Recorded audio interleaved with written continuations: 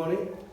So in the last video we discussed about background, sacrifice and debate, in which we discussed about the origin of religion practice in ancient India, right? So today, now we are going to discuss about one of the two most ancient, most popular or most important religion, that is Buddhism and Jainism, right? So before we move to the main topic of that, first I think it's really very important for you to understand what is different between this Buddhism and Jainism. I have many students, they are not able to differentiate between this Buddhism and Jainism. So I want you to not to repeat that kind of this problem. So here, see, Buddhism and Jainism. These are two different religions, two different thinkers that emerged or pop up in 6th century BC. Now, these are Buddhism was propounded or found by Lord Buddha, or we also call him Siddhartha, right? And Jainism, the religion Jainism, the Mahavira belongs to the Jainism, right? He was the 24th Tirthankara or 24th teacher of Jain, right? Religion or Jain tradition. So no need to confuse between these two, right? Buddhism and Jainism. These are totally different religion, different thinker, and different philosophies were there. But similarities were there, right? Many similarities were there. We are going to discuss in that topic. Both of them were emerged in 6th century BC, and these both Buddhism and Jainism are one of the most ancient important religion along with Hinduism in ancient India. Understood? So first we are going to discuss about the Jainism, right? Now see the message, point number 3, the message of Mahavira, and that is from circa 540 BC to 468 BC. It is the time frame or period of Lord Mahavira, right? Lord Mahavira. So now thing here is you need to understand that the Jain philosophy, the Jain idea, the Jain teaching was there before the birth of this Mahavira, right? So that's why Mahavira is not considered as a founder or propounder of Jainism, right? Why? Because the philosophy of Jainism, the teaching of Jainism already exists before the birth of Mahavira or Vardhaman. Vardhaman is also known as another name of Mahavira, right? So in 1 mark's question, another name of Mahavira is Vardhaman, right? In 6th century BC. So that means Jain teaching, Jain philosophy, right? Jainism was there before the birth of this Lord Mahavira, right? So that's why it clearly shows that he was not the founder of Jainism, right? But there are many historians, but there are some historians, I'm sorry, they consider him as the founder of Jainism, but it's not true. Why? Because he is 24th Tirthankara. 24th Tirthankara means teachers, right? Tirthankara means teachers. According to Jain tradition or Jain religion, he is considered as Lord Mahavira is considered as a 24th Tirthankara. Tirthankara means teacher. In 1 marks, meaning of Tirthankara is teacher. Now 24th Tirthankara means before this Mahavira there was 23 teachers were there. Jainism, right? So Rishabh Banat, he is the first Tirthankara. That means he must be the founder of Jainism, right? Because he is the first teachers of Jainism. Understood? But in your textbook, there was no any discussion about the founder of Jainism. I'm just telling you this for your sake of for your knowledge, right? So he must be the founder of Jainism. Now see, Tirthankara, according to Jain tradition, all the 24th teachers or 24th Tirthankara were considered as an enlightened being, right? They all are free from cycle of birth and death. That means they are all free from samsara. Right? So, what is their work? The work of Tirthankara is to lead or guide other people to attain nirvana, right? Salvation, right? To get nirvana, moksha. Right? In Tibetan we call enlightenment, salvation means in Tibetan we call Sangye Sajan, right? In the work of this Tirthankara is to lead others to attain salvation. Understood? So that clearly shows that Mahavira is not the founder of Jainism. Understood? So, now the central, the central teaching of Jainism. The central teaching of Jainism is that they believe all the world is animated. That means, now see 24 distance was there, right? They believe all the world is animated. That means most important idea of Jainism is that all world is animated. Animated means the world is, they consider, according to Jain, they consider world is full of life. That means everything in the world has life. They can say even stone, rock and water have life. Their own idea, their teaching, their philosophy says like that, everything in the world has life, right? Even they consider stones, rocks, and water have life. So that is the idea of Jainism, right? It's a teaching of Jainism. And the central idea, the central teaching, the central philosophy of Jainism is that ahimsa, right? They consider ahimsa very important. Why? Ahimsa, we call it in non-violence, right? Not harming others, right? Not injury to the living beings here. It refers to everything that is alive, right? It's central of Jain philosophy. Now, central of the Jain philosophy, Jain consider ahimsa as the prime, or ahimsa as the most important philosophy of Jain. Philosophy means non-violence, ahimsa, right? See, there is a symbol of Jain religion, right? See, this on this hand, on the palm of your hand, there's this wheel of dharma, right? That is the symbol of Jain religion. Understood? Now the thing here, is Jain consider, right? Jain consider or Jain teaching believe that cycle of birth and death is shaped by karma. Now what here means is your life, your present life, or your past life, or your future life. Now forget about the past life. Your present life and your future, your coming life is totally, depend on your karma. Karma here refers to your action, right? In Tibetan, karma means le, right? We call it le. Now, karma, if you convert it into, in English, we call it work, right? Your deed, right? So, whatever I am right now is all because of what I have done in my past life. Now, what I'm going to become, right? This next life will be decided by what I'm doing right now. In Tibetan, we have this kind of proverb or this stanza says like that. Ngama khanje thande lulu, chima khanje thande semlayu, just like that, So this is, also the same like the teaching of Buddha, right? Idea of Buddha. Now in here, what it says, cycle of birth and death means that samsara, right? It's samsara, kurva, we call it samsara, cycle of birth and death, right? If once you are free from that cycle of birth and death, that means you attain salvation. Sangye, you become Sangye, right? Once you're free from that, otherwise you remain here, birth and death, then this cycle will remain again and again and again, right? Until and unless you became or you attained salvation or enlightened or moksha or nirvana. Understood? Now what Jain believe that Jain teaching has mentioned that these two, the asceticism and the opinions, are required oneself to free from cycle of birth. If you want to free from that cycle of birth, from karma, right, the samsara, what you need to do is you need to do this asceticism and penance. Now, what is asceticism?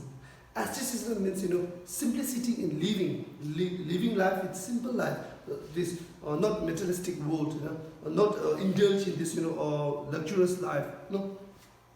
Asceticism here means live a simple life and refuse everything that create desire, including sex. You're not allowed to marry, or you're not allowed to indulge in the sexual activities. So that is asceticism, simplicity in living, right? Just like these monks and nuns and these sadhus, right? Rishis and brahmacharyas. Right? And penance means punish, it's the kind of punishing oneself to this reduce your sin in order to free from the cycle of birth and death. Just like that, you have seen that see, they are punishing themselves. But why they are punishing themselves? Because they are doing penance. They are reducing their sin. In Hindi we call it pap dhulai, right? Pap dhulai, just like that. Now, these two, asceticism and penance, are very important key things required once you have to free from this samsara, right? And not only that, now to attain salvation, or these can be achieved only through by renouncing the world. Renounce here means give up. Right? Now, if you want to become this, enlightened, if you want to become a Sangha enlightened, what you need to do, you need to renounce the world, means give up the worldly life, right? Luxurious life, and give up the worldly life means you give up your this materialistic or this layman life, and what you need to do, you need to move in the jungle and then do the meditation, right? To attain salvation. Just like as I told you in this chapter number 2, the founder of this Mauryan dynasty, Chandragupta Maurya, in the later part of life, he converted to Jainism, right? He adopted Jainism, and then he renounced the world and went into the forest. We have this story, right? In the Kalpa Sutra, it mentioned about that, Jain text. Understood? Now, see, whoever adopt the ideology, whoever adopt teaching, whoever follow the Jainism, whoever adopt the idea of teaching of Jainism, must need to follow these, 5 vows or 5 norms they need to follow. First, abstain from killing, right? Abstain means they need to avoid killing whoever it is that contain life. Second, what they need to do, they need to abstain stealing. They're not allowed to steal anyone's property. What is stealing? You know about it. To take the other's property in a wrongful manner. That's what we call stealing. And then they need to abstain from lying, avoid lying. Right? It's not a good work. Right? Then fourth, observe celibacy. Celibacy here refers to brahmacharya, right? Not marry. In the state of being not married, remain brahmacharya, right? Just like monks and nuns, right? Not allowed to do this sexual work. Understood? So that is observe celibacy. And last, abstain from possessing property. Whoever adopt this, Jainism, they are not allowed to possess property. They are not allowed to accumulate property, right? If they accumulate so many property, that means it will increase their desire. And increase in desire lead to this disturb in getting the enlightenment, or disturb in became the salvation. Bang. So that is 5 vows, 5 promises, or 5 rules that Jain monks and nuns need to carry. Understood? So these are the 5 these rules or vow, promise need to follow by all the monks and nuns of Jain. Right? So now one thing I have to tell you is that to attain nirvana, to attain salvation in Jainism, they mention about 3 ratna or 3 jewel. That means right knowledge, right faith, and right action. These are the 3 important things to attain nirvana, or way of doing this key process, key thing that people need to adopt to attain nirvana. Understood? So next we are going to discuss about the spread 3.1, the spread of Jainism, how Jainism spread in India, or is there Jainism spread outside India, that we are going to discuss in that subtopic. Now first, you need to know about this. Jain is a kind of religion which was originated in India, right? And that was originated in India, it remained inside the India. Jainism never spread outside India. It's only remained in India itself. Understood? Never spread outside the India. Right? So that is why Jain became popular in ancient time, because the Tirthankara, the teachers of Jain, they used to preach in this Prakrit language, right? Prakrit language is a kind of language, as I told you before, it's a common people language. So it is very easy for these common people to understood, not like the Sanskrit, very difficult, right? So that's why Jain became popular in ancient time along with the Buddhist.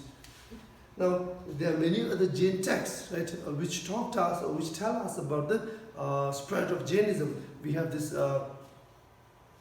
Jain text written in Sanskrit, Jain text written in Prakrit, Jain text written in Tamil language, right, ancient Tamil language, as I told you. So these are the three main this language in which the Jain texts were wrote by the Jain scholars, right? Now, Prakrit, as I told you, the language of common people. Then Sanskrit, you know about it, right? Then we have Tamil language, ancient Tamil language. So, thing here is the most of the Jain texts, right? This is a Jain text. Most of the Jain texts were kept, in the library attached to the temple. Wherever you found a Jain temple over there, there was a separate library attached with the temple. In this library, the Jain texts were, this stored or kept over there. Understood? Whoever want to learn, they go into this library and they can enjoy or read the text. That was the text of Prakrit, Sanskrit, and Tamil. Understood? So see, Jain peoples look like that.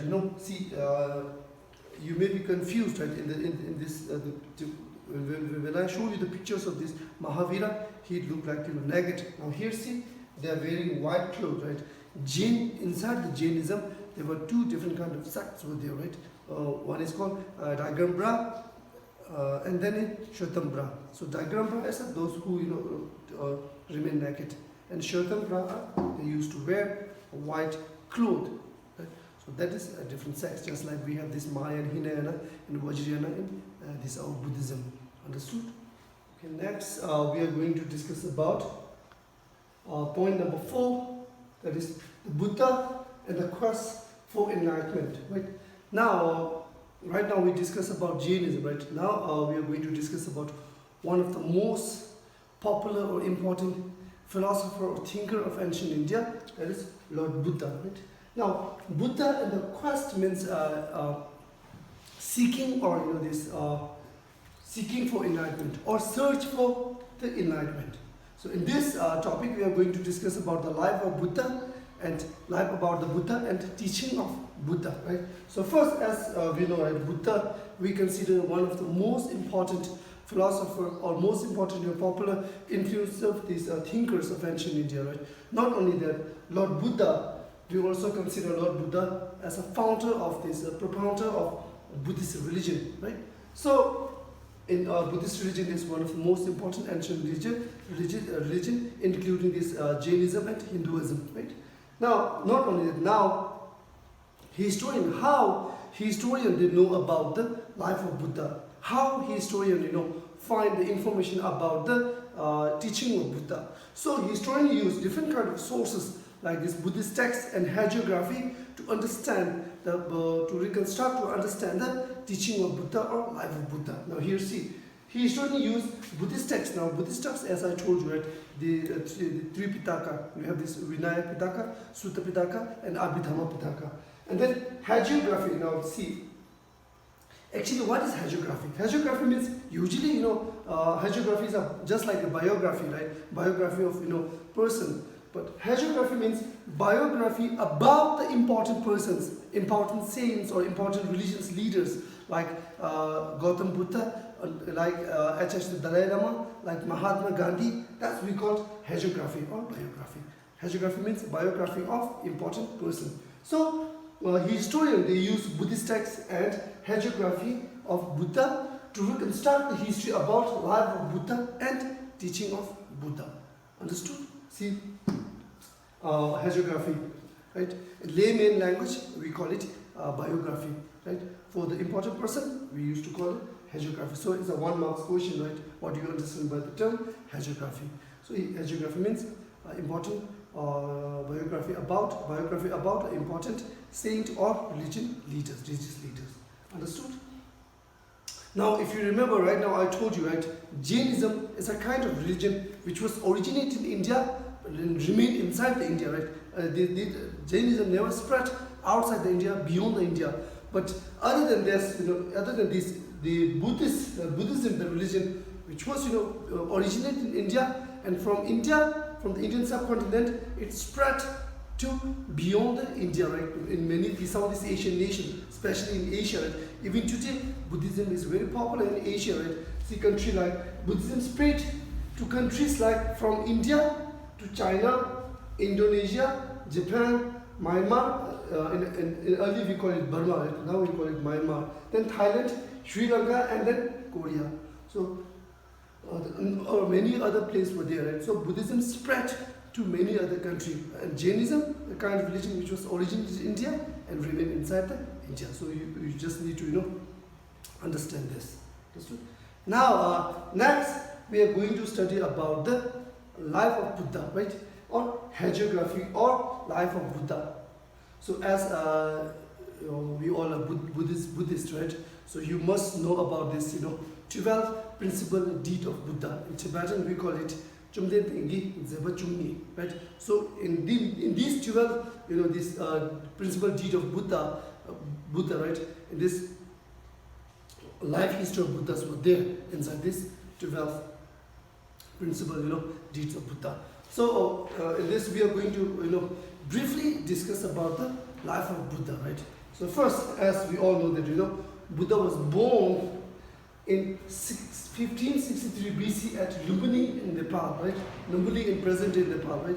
Now see, there were many, debate about the exact date when the Buddha was born. So some historian mentioned that 563 BC. There were other historians, they also mentioned 480 BC, right?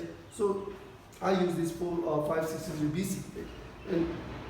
And Lord Buddha's father is this Siddhodra and mother Maya Devi, right? And unfortunately, after the 7 days, right? After 7 days, his mother Maya Devi died, right? And he was brought up and he was raised by stepmother or foster mother Mahapajapati Gautami, right? He was raised or looked after or taken care by a stepmother Mahapajapati Gautami. Now a thing you need to pay close attention here is, in 1 marks there must be a question about who was the first bhikshuni, right? Bhikshu or bhikshuni. Bhikshu, B-H-I-K-K-S-U. Bhikshu means monk, right? Bhikshuni means nun. So in Buddhist tradition, Mahapajapati Gautami was the first ever nun. So she became the first, nun in Buddhist tradition. Understood? So that is 1 marks question. So overall, his mother, Buddha's mother, right, died after the 7 days, right after 7 days of his birth, and then he was brought up by stepmother Mahapajapati Gautami, right? And Siddharth, see, is the real name, right? His birth name is Siddharth Gautami. See, they have different names for Buddhist, Lord Buddha, right? Lord Buddha, Siddharth, Shakyamuni, Chomden, right? Different names were given to Lord Buddha, right? And then at the age of 16, he married to Yashodhara, right? And say he had a son named Rahula, right? So he enjoyed, this layman's life. He enjoyed like everything, right? He had a wife, he had a son, right? So that is kind of, these all 6. It's considered as the 6th principal deed of Buddhism. Zeba Chungin and Zeba Chubba. Married at the age of 16 to Yashodhara, and had a son named Rahula, right? And then, at the age of 29, right? We also call it a great departure. At the age of 29, he abandoned or he left the palace in search for the truth and wandered for 6 years. In this, you must have heard the story, right? And till age 29, he lived in the palace and he was sheltered upbringing, right? His father gave him everything that he wants. Lord Siddharth wants everything. He enjoyed a lavish life, very luxurious life. But what happened at the age of 29, right? When he became 29, he asked his charioteer to take him to this city. So when charioteer take him to the city, what he saw old men, sick men, corpse or dead body. So while seeing this, he was devastated. He's shocked by seeing all these things, because till now he don't know the harsh reality of life. He only think that life is full of enjoy, no any sorrows were there, right? Till now he didn't face any kind of problem like that, because he was this sheltered by his father, right? So that's why the moment he saw this, he was shocked, right? Then later what he saw this on a what we call it, begging monk, or we call it ascetic monk, right? So while seeing this kind of monk, right, begging monk, so he was so inspired by seeing this, and he also wanted to adopt that kind of way, right? So at the age of 29, he left his palace and then went for the search for the truth, search about the reality of life, right? Search for the meaning of life, search for the true meaning of life. So that is, at the age of 29, he left the palace and went for the wandering for 6 years, right? Then at the age of 35, right, he attained enlightenment. Now, enlightenment here refers to free from cycle of death and birth, right? We call it khorwa, right? Free from cycle. He attained enlightenment means nirvana, salvation, moksha, sangha, whatever. He attained enlightenment at the age of 35 under the at Bodh Gaya, right? Bodh Gaya in Bihar, under the pebble tree or Bodhi tree, right? We know about it, right? He attained enlightenment, right? After 6 years of just doing this, meditations and struggling, he attained enlightenment, right? At the age of 35, right? You all know about it. That's why Bodh Gaya is very important, place, religious place for us, right? All the Tibetans, all the Buddhists around the world, they used to pay, they used to go pilgrimage to the Bodh Gaya to visit that place where the Buddha got enlightenment, attained enlightenment, right? And then, after the enlightenment, what he did, he delivered the first sermon, means first teaching of at Sarnath, means Varanasi, right? We call it Varanasi, called Dhammachakra Paravartan. It's a turning of wheel of law, right? In this, what happened? The place where this Dharmic stupa in Sarnath, you must have seen this stupa, right? In Varanasi, Sarnath. This is the exact location where the Buddha teach the first teaching. Buddha used to do the first sermon, the first teaching of Buddha was happened over here. Right? Over there, Buddha taught the first teaching, most important teaching, Four Noble Truth, right? Dhammashi, Four Great Truth, right? Over this, exactly at that location, right? That is Dhammachakra Paravartan, first teaching of Buddha after enlightenment at the age of 35. Understood? So then, the rest of his life, Buddha, traveled from place to place, and then what he did, he teach people about the Dharma, right? A righteous way of living, right? About the law of causality. And he paid more importance to the individual rather than society norms and everything that we have already discussed in chapter number 3, right? Then, unfortunately, at the age of 80, sometimes in other history book they mention about age of 83 he passed away, but there are also the age 80. At the age of 80, he attained Mahaparinirvana. Mahaparinirvana means Nirvana at age of 35 he attained enlightenment, right? Nirvana. But Mahaparinirvana means Nirvana after the death. That means stop the cease of rebirth. Now he attained he free from, actually he is totally free from cycle of birth and death.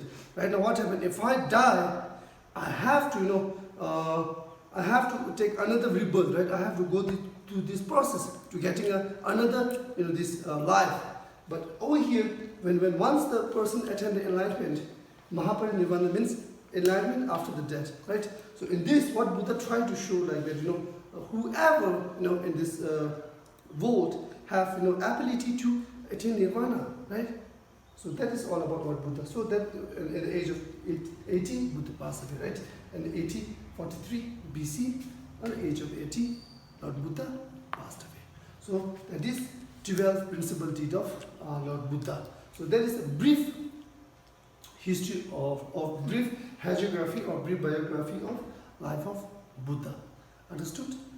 So the next very important thing that we're going to discuss about is now see in this diagram, I made this diagram to it will help you to learn easily about the life of Buddha. See over here, age of Buddha, place where this event happened, and event, right, the activity, and then name of particular what are the different kind of name for the event, and then sample, what are the different kind of sample used for that event, right? Event. So see first age 0. There's no any age 0, but when the new baby was born, age 0, birth of a place Lumbini, where the Lord Buddha birthed, right?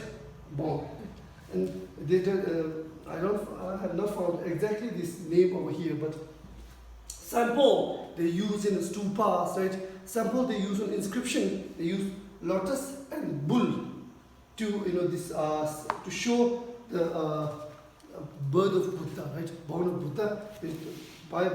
If you found these two sculptures of lotus and bull on these stupas and inscriptions, right, related to Buddhism, then it shows the birth of Buddha, right?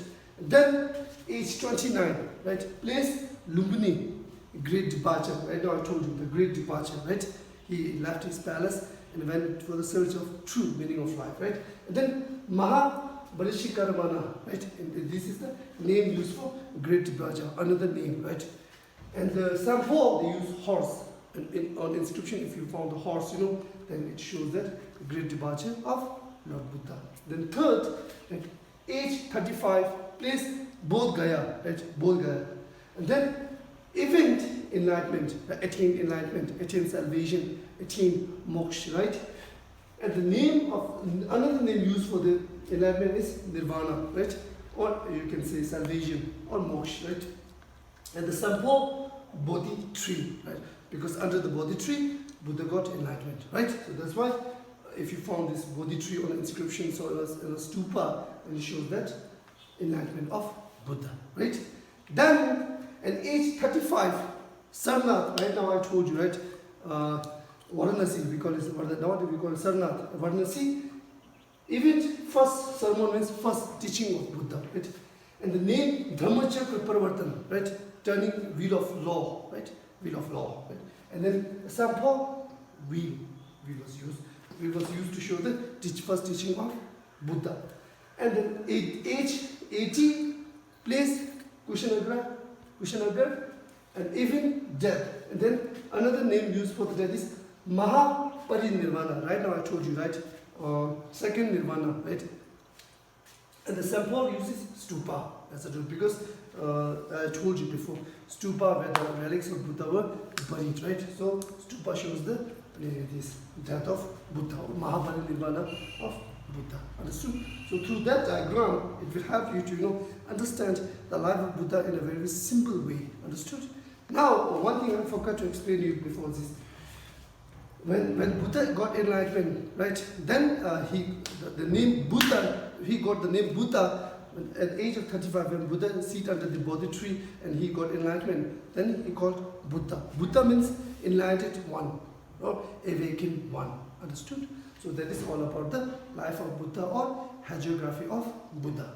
Now, next we are going to study about the teaching of Buddha, right? The teaching of Buddha. As we know about, right, within this, this Tripitaka, right, the text of Buddha, right, Sutta Pitaka, Vinaya Pitaka, Abhidhamma Pitaka, right, and Sutta Pitaka, which mention about the teaching of Buddha. All the teaching of Buddha, the discourse of Buddha, the teaching of Buddha mentioned in Sutta Pitaka. In Vinaya Pitaka, the second text mentioned about the rules and regulations need to follow by bhikshu or bhikshunis or nuns or monks of the Buddha, right? These are the rules and regulations they need to follow. The third, Abhidhamma Pitaka mentioned about the different kind of philosophies, different kind of psychologies, right? Mentioned different kind of doctrines mentioned in Abhidhamma Pitaka, right? Now in this we are going to discuss about the teaching of Buddha. So teaching of Buddha, right, mentioned in Sutta Pitaka, right? Teaching of the Buddha mainly found in the Sutta Pitaka, the text, the first text, right? Inside the Sutta Pitaka, mentioned about the teaching of Buddha, right? Now there are some many teaching of Buddha, right? Within these 80 years where he stayed, he taught many things about the doctrines and everything, right? But the most important teaching of Buddha, the first sermon is Four Noble Truths, right?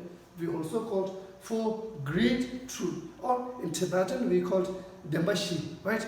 Dembashi. Now, what is the Four Noble Truths? So, Four Noble Truths is considered one of the most important teaching of Buddhism. When he got enlightenment, he knew about the true meaning of life. So within this Four Noble Truths, it taught like that, what is the true meaning of life? So see, the first, among these Four Noble Truths, the first Buddha mentioned about is the first noble truth is life is full of sorrow, right? Dukkha. Right? Life is full of sorrow means, in your life, nothing is permanent, right? Except death, nothing is permanent. Everything, the happiness that we are, happiness that we are enjoying right now, it's not, this happiness, a permanent happiness. Because let me give you an example. Suppose if I feel very cold, right? I'll sit near the fire, right? Now after 15 or 20 minutes, then that kind of fire, before 15 minutes, that gave me pleasure. Now it gave me suffering. So happiness, happiness that we are having right now is not permanent, right? It's changing. That's why Buddha mentioned that life is full of sorrow. Nothing is permanent, right? Everything can be changed with changes of time. So nothing is permanent means life is full of sorrow, right? Dukkha, right? When mentioned, if you want to free from yourself, free yourself from the sorrow, then you need to attain the enlightenment, free from cycle of birth and death. So life is full of sorrow. This is the first teaching of Buddha. Now, in the second noble truth, Buddha mentioned about the causes of sorrow, right? Sorrow. What is the cause of sorrow, right? Here, the cause of sorrow is desire. Now, Buddha mentioned in the second noble truth, desire is the cause of sorrow, right? Desire is the cause of sorrow means, see, just take an example of ourselves, just like me. In human life, desire is an unending process, right? Suppose right now, if I get this at 100 rupees, tomorrow I want 200, 300, 400, 1,000, right? 2,000, million, billion, right? Trillion. And see, desire, never ends, right? It's like, unending process. So inside this process, what happened? It, disturb us from getting enlightenment, right? It disturb us to, follow the dharma, right? It disturb us, right? Everything. So that's why Buddha mentioned that desire is the main cause of sorrow, right? So desire, so that's why, in every, this advice of His Holiness the Dalai Lama, he said, reduce your desire, right? Move toward karuna, love, compassion, because all of this, tolerance, this shows that, at the end of this, these all, deals with the desire. Whenever you try to show karuna, love, compassion, to the other, it will reduce your desire, right? So, desire is the cause of sorrow. It's the second teaching of Buddha, right? Now, the third Four Noble Truth is path for cessation of desire, right? No, not desire, sorrow. If you want, if you want to end the sorrow, you need to end the desire, right? Cessation of sorrow, you need to end the desire. Sorrow can be overcome by the eliminate free from, right? Now, right now in the second this noble truth, I told you, desire is the cause of sorrow. Now, if you want to end the desire, you need to end the sorrow, right? No, sorry. If you want to end the sorrow, you need to end the desire. So that is, desire can be eliminated, right? If you eliminate the desire, it can automatically reduce your sorrow, right? So that's the third noble truth. In the fourth noble truth, Buddha show people about the path, or Buddha show way to end the desire, right? That is eightfold path, right? In Buddha, if you want to, if desire can be killed, if you want to kill the desire, right now in the third noble truth I told you, right? If you kill the desire, if you eliminate the desire, it will reduce or kill your sorrow, right? Now, desire, now in this, we know that desire is the main causes of the sorrow, right? Then, desire can be killed by following the eightfold path. Now, eightfold path, in Tibetan we call it Pabbe Yela Ge, right? Eightfold path. Now, if you sincerely follow this eightfold path, it will lead you to the enlightenment. It will help you to get enlightenment. It will help you to attain moksha, right? Nirvana, salvation. Now, what are the eightfold path? Pabbe Ge, right? The eightfold path mentioned by Buddha to reduce or to end the desire is right belief. First, right thought, right action means deed, right? Your work, your action, karma, right speech, right living, right effort, right recollection means right remembrance, right? And then right meditation. So these are the eightfold path. If you follow that sincerely, it will help you to kill the desire. When the desire killed, it's become very simple, or it will help us to get near to the attainment of enlightenment or salvation. So that is all about the teaching of Buddha, right? So there are many other teachings of Buddha. I mentioned about Buddha taught about the importance of individual, right? And during the ancient time, right? During the ancient time, most of the ideology of this India, right? During the ancient time, during the 6th century BC, right?